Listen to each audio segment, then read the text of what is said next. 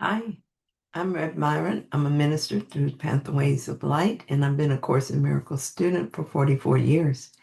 I'm going through the text again this year, reading a paragraph or two at a time and asking Jesus for clarity, and then I write from that clarity. And that's what I'm sharing with you today.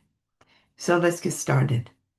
We're looking at chapter 14, section 4, paragraphs 5 and 6. And the title of this section is Your Function in the Atonement. Before you make any decisions for yourself, remember that you have decided against your function in heaven, and then consider carefully whether you want to make decisions here. Your function here is only to decide against deciding what you want, in recognition that you do not know. How then can you decide what you should do? Leave all decisions to the one who speaks for God and for your function as he knows it. So will he teach you to remove the awful burden you have laid upon yourself by loving not the Son of God and trying to teach him guilt instead of love. Give up this frantic and insane attempt that cheats you of the joy of living with your God and Father, and of waking gladly to his love and his holiness that join together as truth in you, making you one with him. When you've learned how to decide with God, all decisions become as easy and as right as breathing. There is no effort, and you will be led as gently as if you were being carried down a quiet path in summer. Only your volition seems to make deciding hard. The Holy Spirit will not delay in answering your every question what to do. He knows, and he will tell you, and then do it for you. You who are tired will find this is more restful than sleep, for you can bring your guilt into sleeping, but not into this.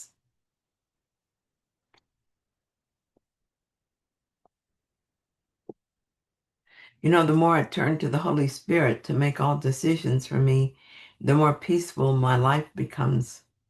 Holy Spirit, decide for me is my mantra now. It is the way I begin my day as I set my intention. It is the way I deal with perceived problems.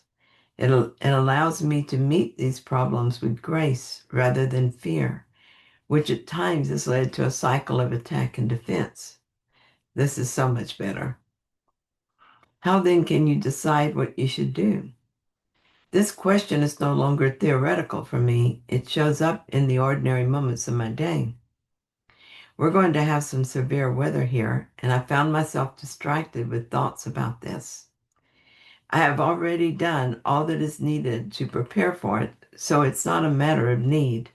It's just ego's desire to focus on fear and an unfortunate habit of letting myself be drawn into it.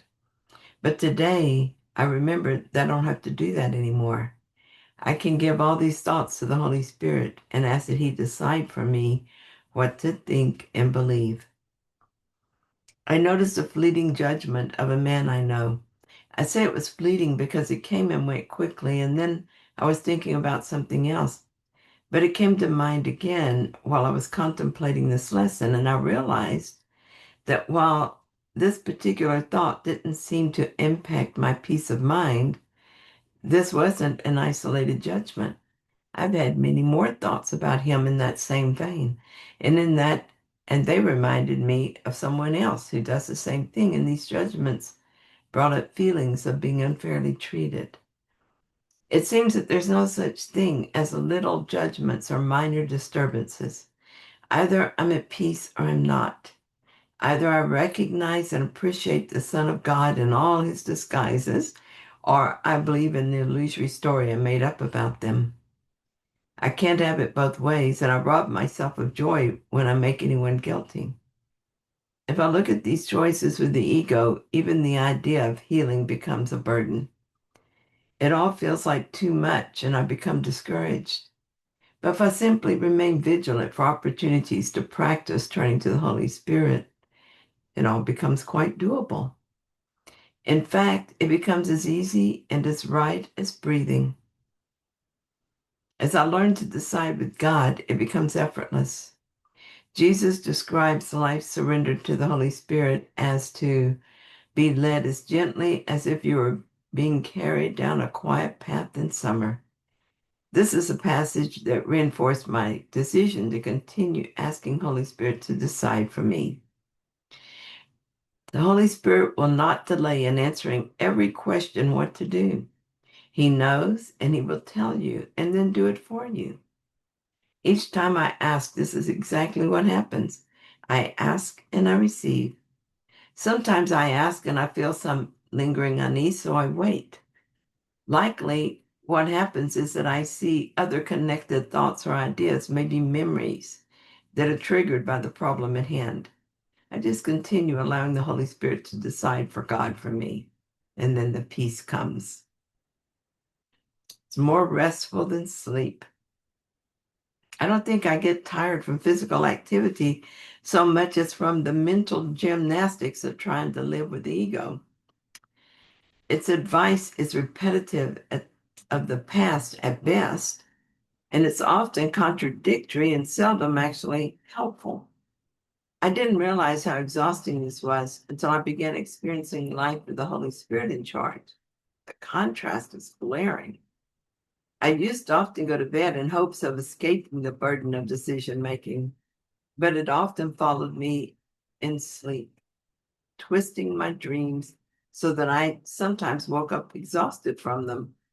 This is happening less and less, and I think that once this practice is firmly established and automatic, I will go to sleep because I'm sleepy rather than as an escape from my life, and I will wake up happy and start another day.